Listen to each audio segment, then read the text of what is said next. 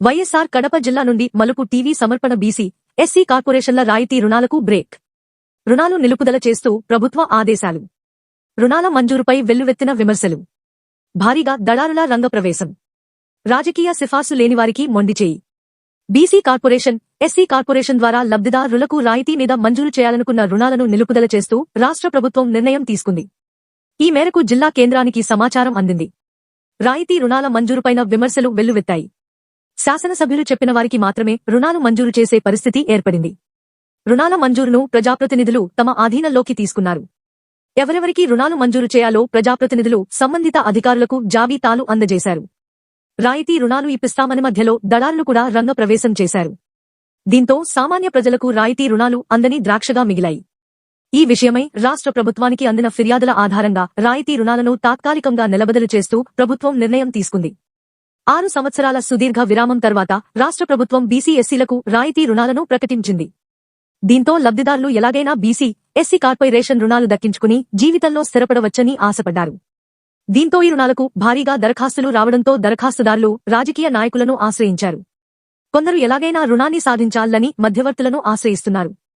ఈ రాయితీ రుణాలను జిల్లా అధికారులు నియోజకవర్గ మండల వారీగా విభజించారు. ఆ జాబితా ఆయా శాసనసభ్యులకు అందజేశారు. దీంతో శాసనసభ్యులు ప్రతిపాదించిన వారికి రుణాలు ఇవ్వాలని అధికారులను ఆదేశించారు. దీంతో ఆశావాహులు పలువురు శాసనసభ్యులను ప్రసన్నం చేసుకునే పనిలో ఉన్నారు. మరికొందరు మండల స్థాయిలోని కూటమి నేతల సహకారాలను తీసుకుని శాసనసభ్యులను ఒప్పించడానికి ప్రయత్నం చేస్తున్నారు.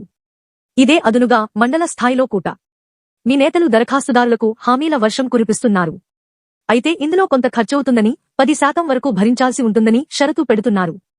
ఇదే అదునుగా కొంతమంది చీసీ నాయకులు కూడా దళారుల అవతారం ఎత్తుతున్నారు. కొంతమంది కులసంఘ నాయకులతో కలిసి దరఖాస్తుదారులకు వల విసురుతున్నారు. కొందరు లబ్ధిదారుల నుంచి ముందుగానే డబ్బులను వసూలు చేస్తున్నారు.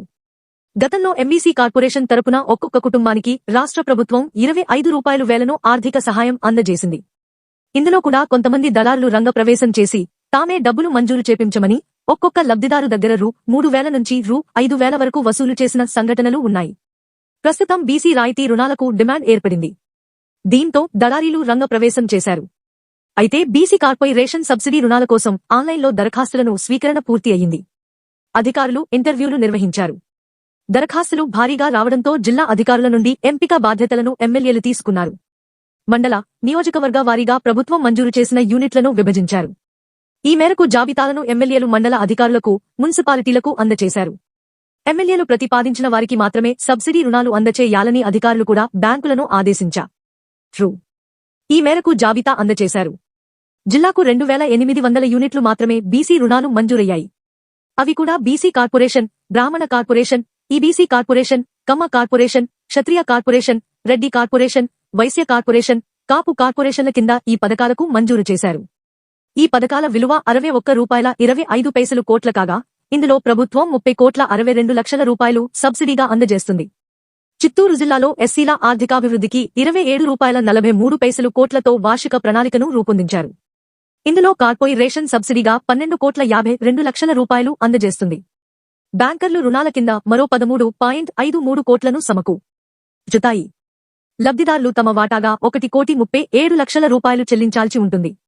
ఈ ప్రణాళిక కారణంగా జిల్లాలోని 786 మంది ఎస్సీలు లబ్ధి పొందనున్నారు. గతంలో లేని విధంగా భారీగా సబ్సిడీ వస్తుండటంతో దరఖాస్తుదారులు కూడా భారీగా ఆశలు పెంచుకున్నారు.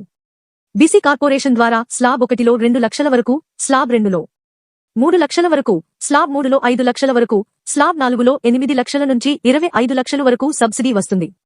జిల్లాలో బీసీల ఆర్థికాభివృద్ధికి 38,41 కోట్ల ప్రణాళికను రూపొందించారు. ఈ ప్రణాళిక కారణంగా జిల్లాలోని 2,020 మంది బీసీలు లబ్ధి పొందనున్నారు. ఇందులో సబ్సిడీగా 19-20 కోట్లు అందజేస్తుంది. ఇలా జిల్లా స్థాయిలో బీసీ, ఎస్సీ రాయితీ రుణాల కోసం పలువురు ఆశలు పెట్టుకున్నారు. ఇదే అదనుగా దరఖాస్తుదారుల నుండి కమిషన్లు దండుకుని లబ్ధి పొందాలని కొందరు బీసీ, కూటమి నేతలు ప్రయత్నాలు చేశారు. ఈ విషయాలు రాష్ట్ర ప్రభుత్వం దృష్టికి వెళ్లడంతో ప్రస్తుతం రాయితీ రుణాలను మంజూరు చేయడం ప్రభుత్వానికి మంచిది కాదని భావించింది. ఇలా చేయడం వల్ల సామాన్య లబ్ధిదారులకు రుణాలు అందే పరిస్థితి లేదని అంచనాకు ప్రభుత్వాధికారులు వచ్చారు. రాయితీ రుణాలను రాజకీయ నాయకుల సిఫార్సులతో కూటమి నేతలు పంచుకునే పరిస్థితి ఏర్పడిందని భావించారు. ప్రభుత్వానికి చెడ్డ పేరు వస్తుందని నివేదికలు అందాయి. క్షేత్రస్థాయిలో జరుగుతున్న విధానాన్ని పరిశీలించిన ప్రభుత్వం రాయితీ రుణాలను తాత్కాలికంగా నిలిపివేస్తూ నిర్ణయం తీసుకుంది.